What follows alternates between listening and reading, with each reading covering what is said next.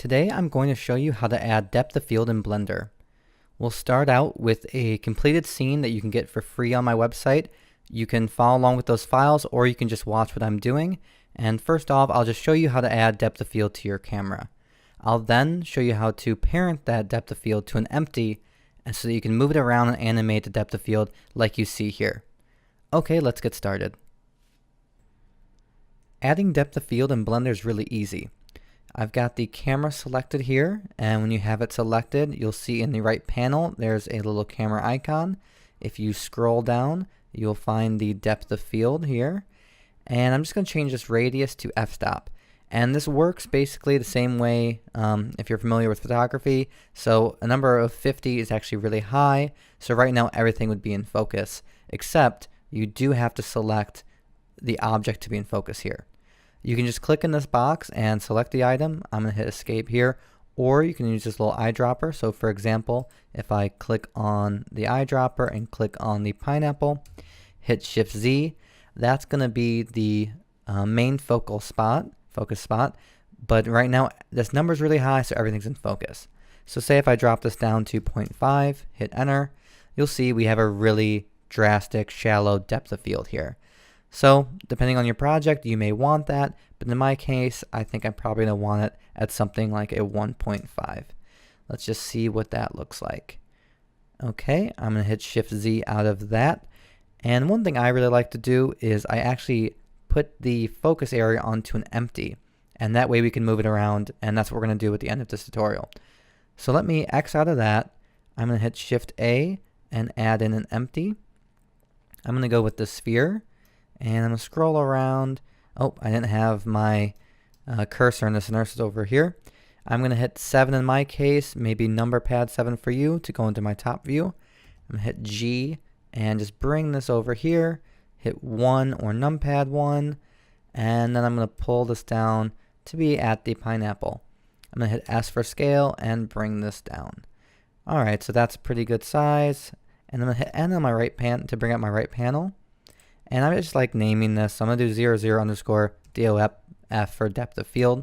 This way I can just locate it really easily. So if I hit 0 to go back into my camera view, and if I select my camera and I scroll down, I can click here and select that depth of field empty.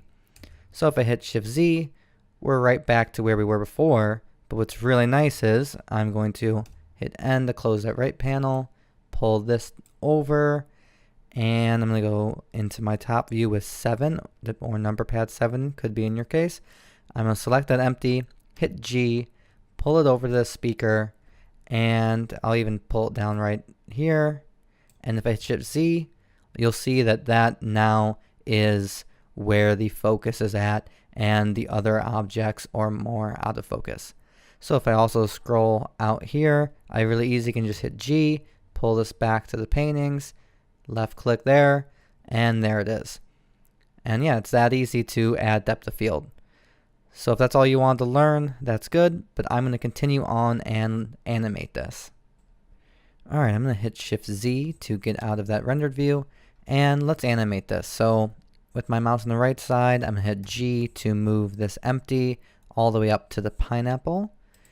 And we're just going to start keyframing this. So I'm going to hit N to bring up this right panel, scroll up, and we have the empty selected. I'm just going to hit I, and that's going to lock in a keyframe for these, for the location of this empty. So I don't want it to just fly around right away, so I want to wait for a second before it moves. So I'm going to click right here and type in 24 to jump to the 24th frame. And I'm going to hit I on these keyframes here. So if I scroll here, you see it's not going to move at all. So in 1 second's time, I want it to fly back and have these paintings be completely in focus. So I'm going to click here and jump to 48, hit enter, and I'm going to hit G and move this back to the paintings. And I'm going to hit I on the location here. And so that's going to lock in that keyframe.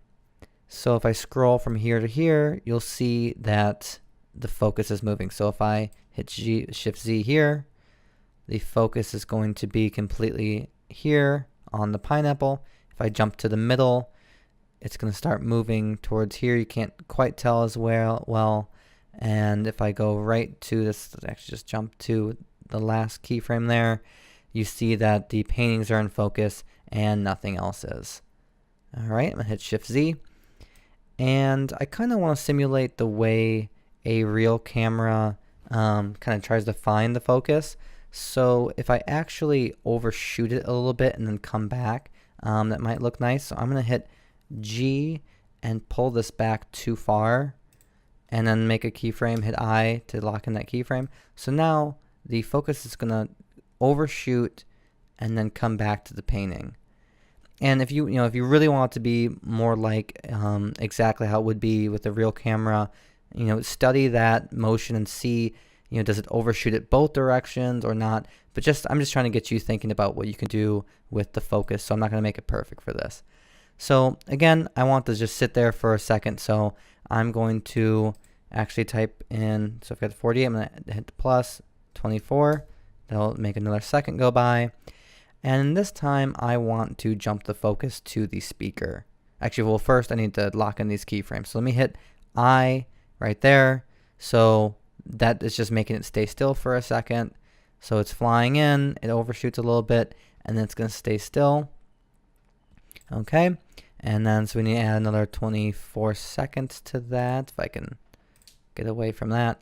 Oh, this little pop-up is getting in my way here. Alright, so we need to add 24 to that. Okay, I'm going to hit G and bring it over to the speaker, and hit I, and I'm going to hit Shift Z just so we can check on how that's looking.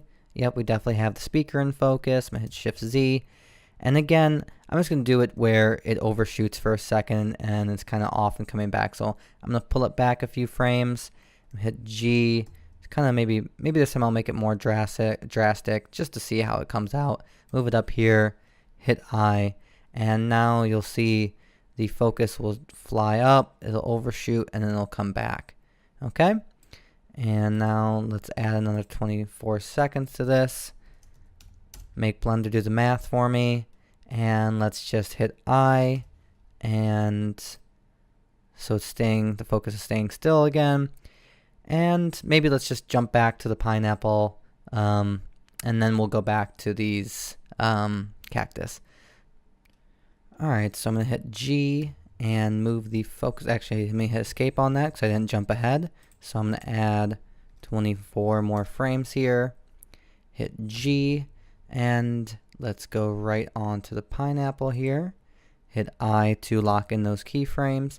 And again, I'm going to do the thing where I'm jumping past. Let me go back a few frames, hit G, bring the focus. This time again, let me just go more drastic with it just to experiment with this a bit. So I'm going to pull it way far in front, and I'm going to hit I and lock in that keyframe. And so the focus will fly in, it will go way too far, and then we'll go back at the pineapple. Alright, and then I'm going to hold for 24 frames again, so let me jump back. I'm going to add 24 frames in here, hit I, and we're locked in there. So lastly, I just kind of want to go to these. We haven't featured the cactus yet, cacti, and so let's jump ahead 24 frames again. This time I'm just going to have the focus just land right on it, keep it simple, hit G, pull the focus back onto them, hit I, lock in those keyframes, and let's do 24 seconds again, oops. Add in 24 more frames, and hit I, and I guess I didn't need to do it because we could just end the video here. If I go into my scene tab over here, I can just change the end frame to 216 because it's where we are. Hit enter, and let me just do a quick save. So if I jump back to the beginning, you'll see the focus is going to stay for a second on the pineapple. It's going to fly and overshoot and then land onto the paintings. It will then stay for a second, go to the speaker, overshoot that, and again, really study how a camera really works and how that focuses to really nail down if you want to make this look completely realistic. Like I said, I want to get you thinking about what you can do. So I'm going to render this out and then come back. Okay, I just want to let you know I did go back and add some more keyframes. I realized that I wasn't holding my focus on the paintings at all, so I went back and moved the keyframes around a little bit.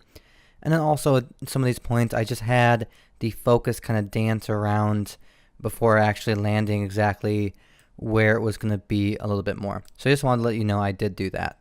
And so let's go over to our rendered result, and you can see the depth of field is moving around the scene. So we're all done. If you like this, please like and subscribe my channel. Thank you. Bye.